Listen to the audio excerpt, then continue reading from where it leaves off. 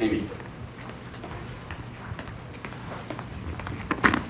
Thanks. So I also agree it's really important to give credit where it's due, and I do see that the city of San Francisco has created a lot of affordable housing exits, which is very important. And also the new navigation center model, which is a low barrier shelter, and that supports people getting into transition from encampments. However, as you also said, it's important to look at the data and what it's telling us and really accurately diagnose what's going on and create solutions and support for addressing the service gaps. And so we know that there's been a focus from your department on resolving encampments and saying you can't be in this spot anymore and getting people into the nav center.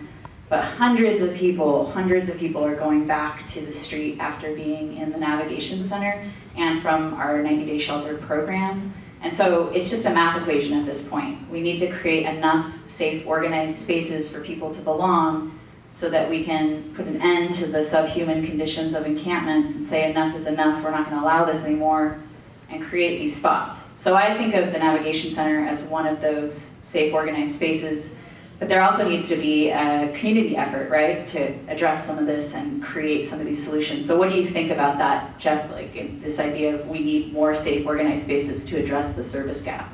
Yeah, I mean, I think it's clear, I don't think anybody needs to walk very far outside to see that there's not enough safe places for people to be. There's over 1,000 people on the waiting list for our shelter system. And just, I guess another thing I hope you all just to take away from this is that the shelter system, whereas there's about 3 to 4% vacancy on any given night, there's this myth that the shelter beds are sitting empty all the time and people don't want them, but there's 1,000 people on the waiting list. So I don't understand the math around or the thinking around that. We clearly need more spaces. We talk about that not specifically in the strategic framework, but as we present our budget for next fiscal year, we'll be a little bit more specific around expanding temporary spaces. And I know Matthew will talk more about this a little bit, and just the need to find a balance between creating temporary spaces, but also them not becoming cul-de-sacs for people.